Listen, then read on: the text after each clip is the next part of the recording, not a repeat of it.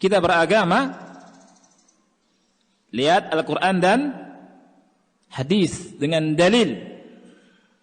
Makanya Syekh Muhammad At-Tamimi rahimahullah berkata, "I'lam rahimakallah annahu yajibu alaina ta'allumu arba'i masail. Al-ula al-ilmu wa huwa ma'rifatullahi wa ma'rifatu nabiyhi wa ma'rifatu dinil islami bil adillah." Lihat, beliau berkata, ketahuilah rahimakallah, wajib atas kita mempelajari 4 perkara. Di antara 4 perkara itu yang pertama yang beliau sebutkan adalah ilmu. Ilmu itu apa? Mengenal Allah, mengenal nabinya, kemudian mengenal agama Islam bil adillah, dengan dalil-dalil. Apa itu dalil-dalil? Dalil Islam adalah Al-Quran dan Sunnah.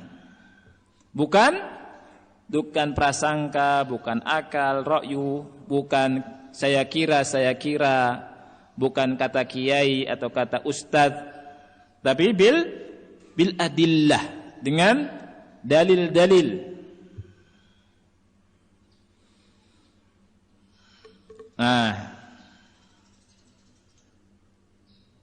inilah kisah ikhwan fillah tentang kejujuran dan kebenaran dalam membela sunnah dan dalam mengingkari bid'ah yang dicontohkan oleh generasi pertama dari salah satu sahabat yang pertama kali masuk Islam, yakni Abdullah bin Mas'ud radhiyallahu an, yang dijamin oleh Rasul kita sallallahu alaihi wasallam masuk surga beliau ini.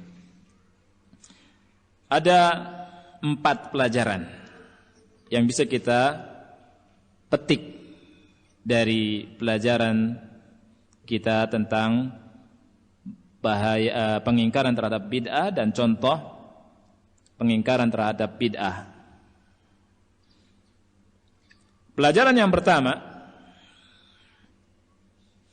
annal amala la yuqbalu 'inda Allah ta'ala illa idza tawaffara fihi syartan ithnani. Bahwa amalan tidak diterima di sisi Allah Ta'ala melainkan apabila telah terkumpul padanya 2 syarat. Amalan itu tidak diterima oleh Allah kecuali kalau terpenuhi 2 syarat. Yang pertama ikhlas, dan yang kedua mengikuti sunnah Rasulullah sallallahu alaihi wa ala alihi wasallam. Ini 2 hal sangat penting. Ikhlas, amalannya untuk Allah, dan yang kedua harus sesuai dengan sunnah Nabi Muhammad sallallahu alaihi wasallam. Beliau berkata, "Asy-syartul awwalu al-ikhlasu lillahi tabaraka wa ta'ala fil amal. Asy-syartul tsani muwafaqatus sunnah." Syarat yang pertama mengikhlaskan amalan untuk Allah tabaraka wa ta'ala. Syarat yang kedua adalah sesuai dengan sunnah Rasulullah sallallahu alaihi wa ala alihi wasallam. Allah Subhanahu wa taala berfirman, "Alladzi khalaqal mauta wal hayata liyabluwakum ayyukum ahsanu amala." Dialah Allah yang menciptakan kehidupan dan kematian, yang menciptakan kematian dan kehidupan.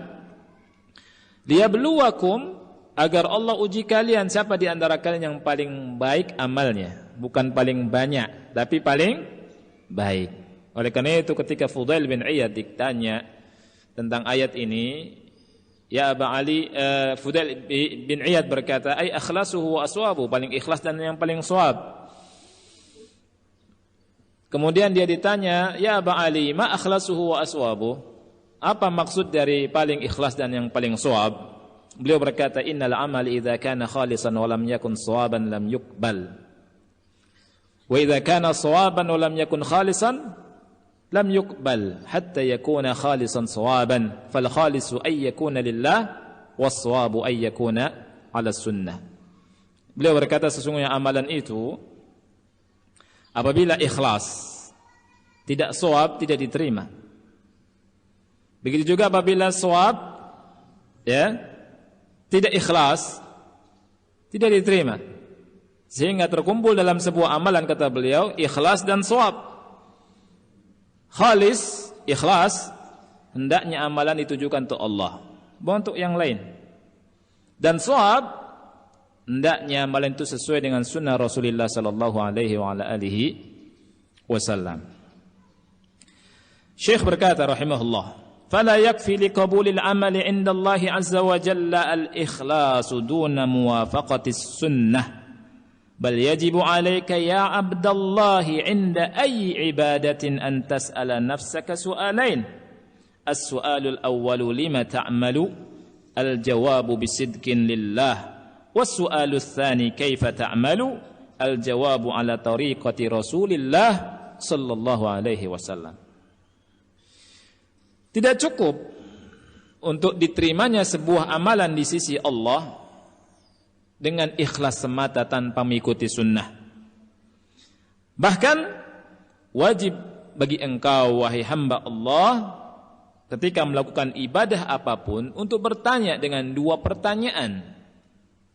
Bertanya pada diri sendiri. Kita sebelum melakukan ibadah, tanya pada diri kita dua pertanyaan. Yang pertama, kenapa kau beramal? Jawabnya dengan jujur, dengan sedek untuk Allah. Pertanyaan yang kedua, kaifa ta'mal? Bagaimana kau beramal? Bagaimana kau beribadah?